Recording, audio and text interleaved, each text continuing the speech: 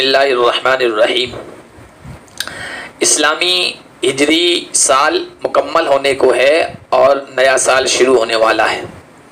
جب بھی نیا سال شروع ہوتا ہے تو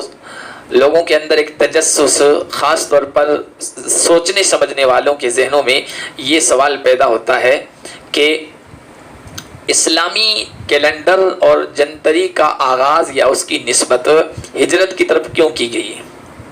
دیکھیے، قوموں کی جنتریاں جو شروع ہوتی ہے وہ ان کی زندگی میں پیش آنے والے کسی اہم واقعے، جیت یا فتح یا دشمن پر کامیابی کا واقعہ پیش آیا، اس کی طرف نسبت کر دی یا اس سے اپنی جنتری کا آغاز کیا ہے۔ عربوں کے ہاں خاص کوئی جنتری اور کیلنڈر نہیں تھا۔ ان کے ہاں یہ رواج تھا کہ کوئی اہم واقعہ پیش آ جاتا تھا، اس واقعے کو اس سال کی شناخت اور پہچان بنا لیتے تھے اور پھر اس کے آس پاس ظہور پذیر ہونے والے تمام معاملات کو اس کی طرف منسوب کرتے تھے۔ جیسے ابرہہ نے ہاتھیوں کے لشکر کے ساتھ بیت اللہ پر حملہ کرنا چاہا تھا، یہ بہت بڑا اہم واقعہ تھا۔ تو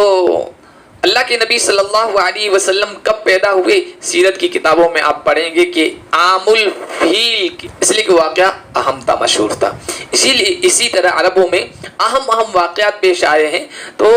واقعات کو، بعد کی چیزوں کو اس کی طرف منسوب کرتے تھے۔ جیسے ان کے یہاں کعبے کی تعمیر کا واقعہ، کہتے تھے کہ فلاں واقعہ کعبے کی تعمیر کے اتنا سال بعد پیش آیا ہے۔ عام الازر ان کے ہاں ایک واقعہ پیش آیا تھا لوٹ مار کا۔ معارب کا ڈیم 22ویں پارے میں سورہ سبا میں جس کا تذکرہ ہے وہ ٹوٹا تھا، وہ اہم واقعہ تھا، اس کی طرف بھی منسوب کرتے تھے۔ اپنے 7ویں پشت میں دادا کعب ابن لؤی تھے، ان کی وفات 59 قبل المسیح ہوئی، ان کی طرف بھی واقعات کو منسوب کرتے تھے۔ حرب فجار ان کی زندگی میں بڑی لڑائی ایک اہم پیش آئی تھی، اس کی طرف بھی واقعات کو منسوب کرتے تھے کہ فلاں آدمی پیدا ہوا تھا حرب فجار کے 1 مہینے بعد یا 2 سال بعد۔ جیسے ہمارے ہاں بڑے بزرگ لوگ، ہمارے ہاں واقعات پیش آئے اکال کے 61 سالی کے، 56 کا اکال، 25 کا اکال، تو کہتے تھے فلاں کی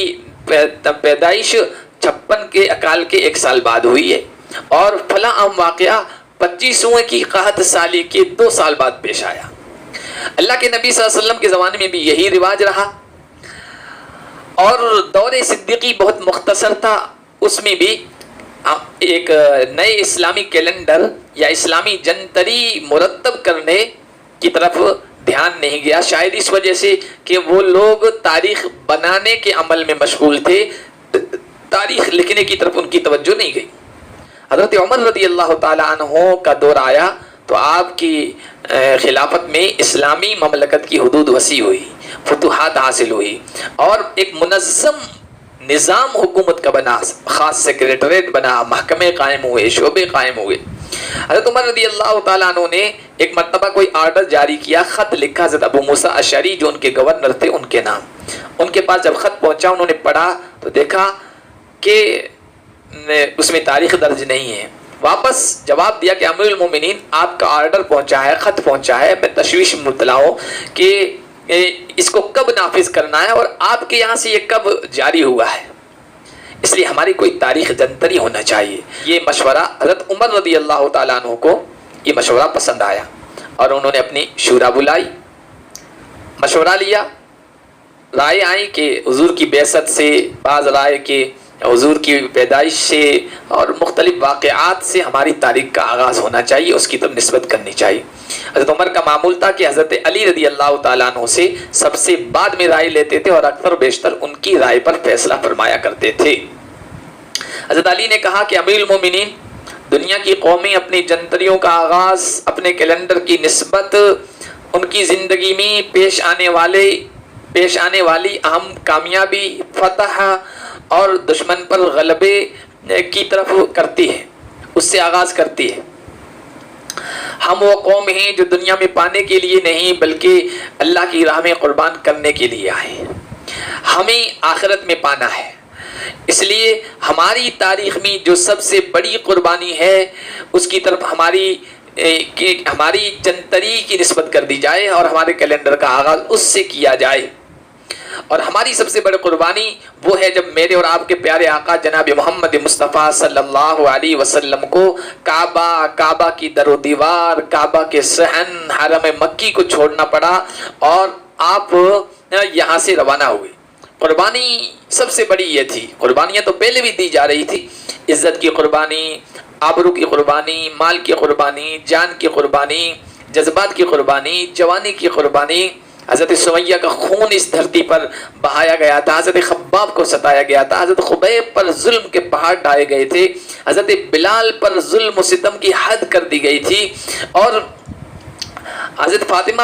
بچپن میں تھپڑ مارے گئے تھے، نبی پاک صلی اللہ علیہ وسلم کو ستایا گیا تھا، آپ کے جسد اطہر پر اوجڑی اور گندگی ڈالی گئی تھی،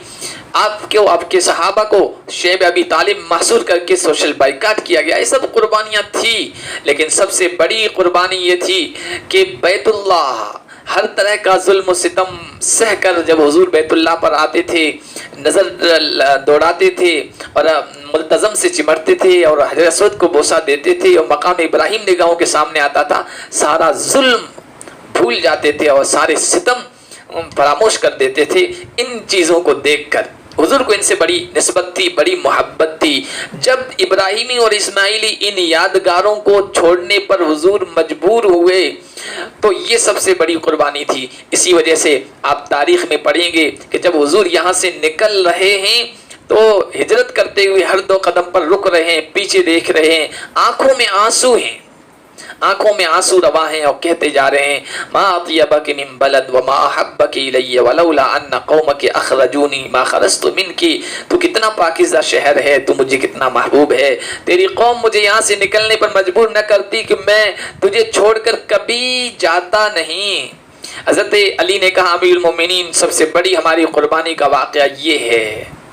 جب اللہ کے دین کے لیے یہ چیز بھی چھوڑنی پڑی، لہٰذا ہماری جنتری کی نسبت اور اس کا آغاز ہجرت سے کیا جائے۔ اب آپ دیکھیے ہماری جنتری کا آغاز نبی پاک صلی اللہ علیہ وسلم کی پیدائش کی طرف نسبت کرتے ہوئے کیا جا سکتا تھا، حضور کی بعثت سے آغاز کیا جا سکتا تھا، جس دن حضرت جبرائیل اور حضور کی پہلی ملاقات ہوئی ہے اس کی طرف بھی منسوب کیا جا سکتا تھا۔ جب پہلا فرد سیدہ خدیجہ کی شکل میں حضور پر ایمان لایا، یہ بھی اہم واقعہ تھا، اس کی طرف نسبت کی جا سکتی تھی، لیکن چونکہ یہ نسبتیں شخصیتوں کی طرف تھی اور محمد عربی صلی اللہ علیہ وسلم شخصیت پرستی مٹانے آئے تھے، کیونکہ شخصیت پرستی ہی آگے چل کر بت پرستی میں تبدیل ہو جاتی ہے، بت پرستی کی طرف یہ چیز لے جاتی ہے، اور محمد عربی تو اس کو مٹانے آئے۔ اسی لیے آپ دیکھیے کہ جب اسی مکہ میں فاتح بن کے محمد عربی آئے ہیں تو فتح کے جشن میں یہ نہیں کہا کہ محمد کی جے، محمد کا نعرہ بلند نہیں کروایا، بلکہ حضرت بلال کو بیت اللہ پر چڑھایا اور کہا کہ یہ نعرہ بلند کرو اللہ اکبر اللہ اکبر، اس لیے کہ محمد کا نعرہ لگواتے تو یہ بھی شخصیت پرستی ہو جاتی۔ بہرحال حضرت علی رضی اللہ تعالیٰ عنہ کے اس رائے پر حضرت عمر نے فیصلہ فرمایا اور یہ بھی کہا کہ تمہاری رائے صحیح ہے، اور یہ بھی کہا کہ ہاں ہجرت ہی ہے جس نے حق و باطل میں تمیز کر دی، ہجرت کا واقعہ ہی ہے جو بنیاد بنا، پیش خیمہ بنا بعد کی تمام کامیابیوں کا، مدینے میں اسلامی دولت، اسلامی خلافت، اسلامی ریاست کے قیام کا، بعد کی تمام تر فتوحات کی وجہ یہ ہجرت کا واقعہ بنا، اور ہجرت یہ ٹرننگ پوائنٹ ہے اسلامی تاریخ میں، جس کے بعد صرف محمد اور اس کے ساتھیوں کی نہیں اور عرب کی نہیں بلکہ دنیا کی تاریخ کا دھارا اور رخ مڑ گیا۔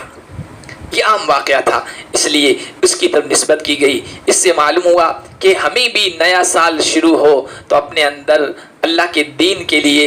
اللہ کی شریعت کے نفاذ کے لیے، اللہ کی دھرتی پر اللہ کے قانون کے غلبے کے لیے، اپنی اور اپنے نفس کی اصلاح کے لیے، اپنے گھر والوں، اپنے متعلقین کی اصلاح کے لیے قربانی دینے کا نیا جذبہ ہمارے اندر پیدا ہونا چاہیے، ہمیں پیدا کرنا چاہیے۔ اللہ پاک ہم سب کو اس کی توفیق عطا فرمائے۔